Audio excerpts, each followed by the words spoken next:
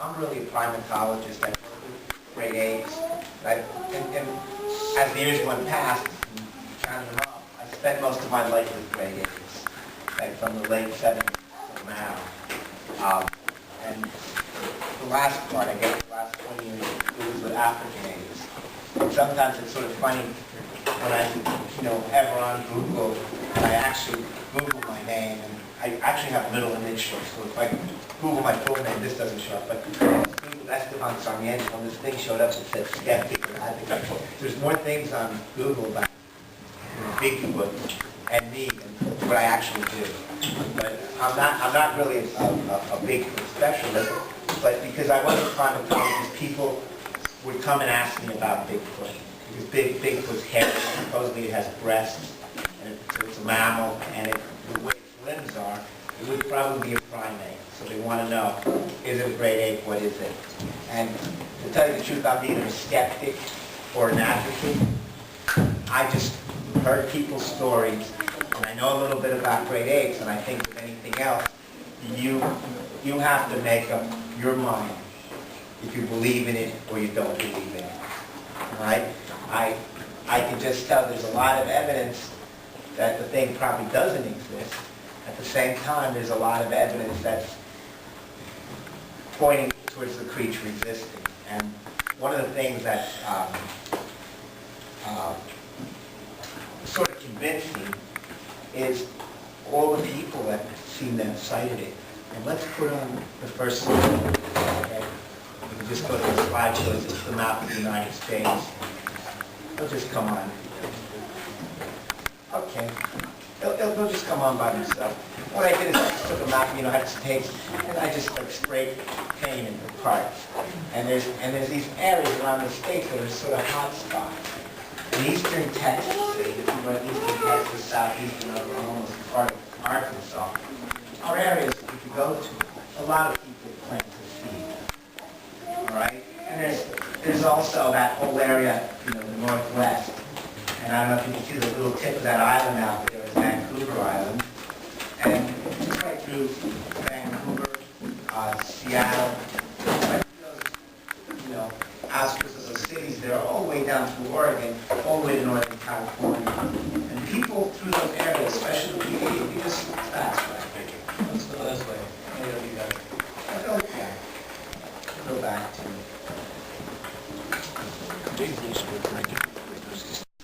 I was really surprised, but I was out there about 2 years ago, and we went up, probably north of the map doesn't see it, but that little lake you can see there north of Minnesota is Lake Winnipeg, and that area, even though it looks like a line, is really filled with thousands of small lakes. And lo and behold, there's a city there called Kenora. When we went out to Kenora has a big statue of Bigfoot outside the city limits. And it seems like everybody there has seen Bigfoot.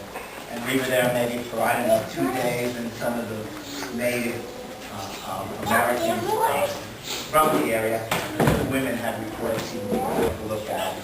And again, I found no evidence of it convinced me. And being that I worked on primates, I think there would be nothing short of actually having the body that would convince me. Okay, so people showing me footprints or showing me clumps of hairs and telling me stories. It doesn't really, I want to see the body. Once I have the body in my hand, then I'll be convinced. Then I'll be a believer. All right? Okay, so anyway, once you look at, I also spray painted this area here in southeastern Ohio. And that's another area that a lot of people that live there will swear that they have seen or have stories about. Now, aside from these areas that I showed you, it doesn't mean people haven't seen it all over the United States. I'm sure there's people here in Ohio that have seen it, outside Cleveland. That doesn't mean that doesn't exist. But what I tried to put on this map some areas, what I call hot spots that people continuously see it there. Okay?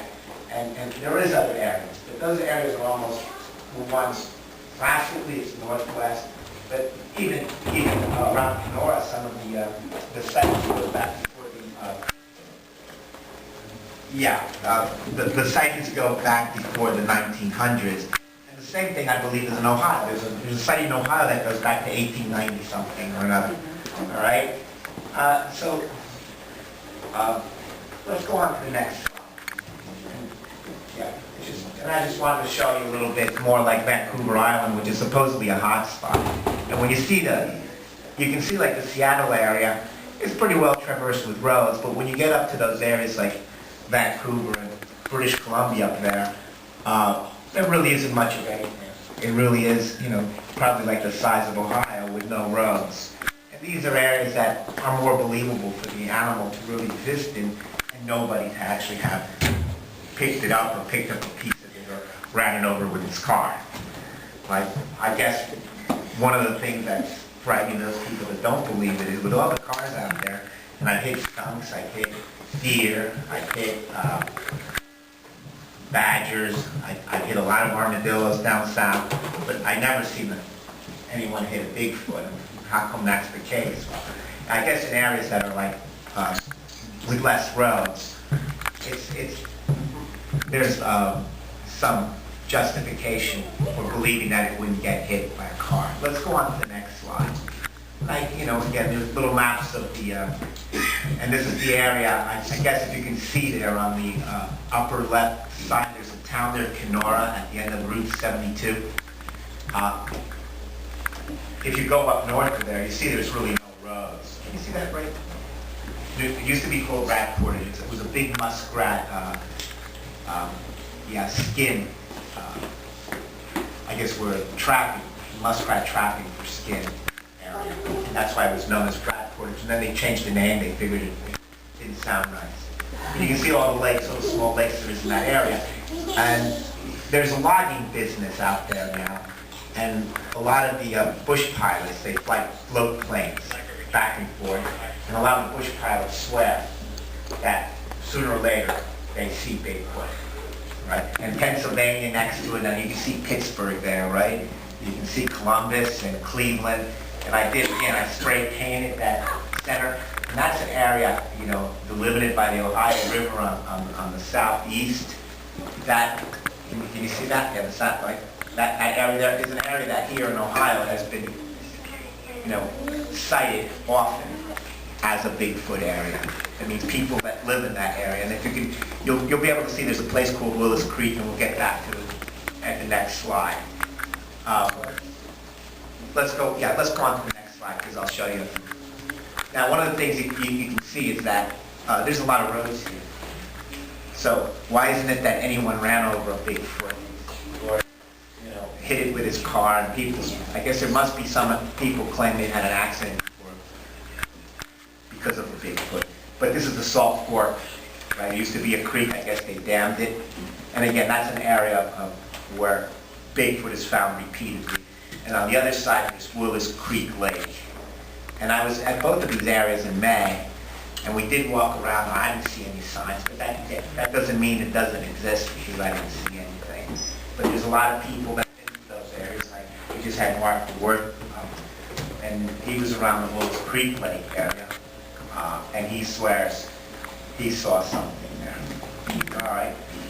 Next slide. I think we should I wanted to show you that this area has always had roads. And I picked this map, it's 1960. So for 50 years they've had a lot of roads, and they've been well populated. So it wasn't just lately that they got that way. It's been that way for 50 years at least. And again, I guess the big road is still under construction. What's the name of that road that comes down? 77. 77, right? Right. All right. Let's go on to the next slide. Now I have a next slideshow, right? It's on the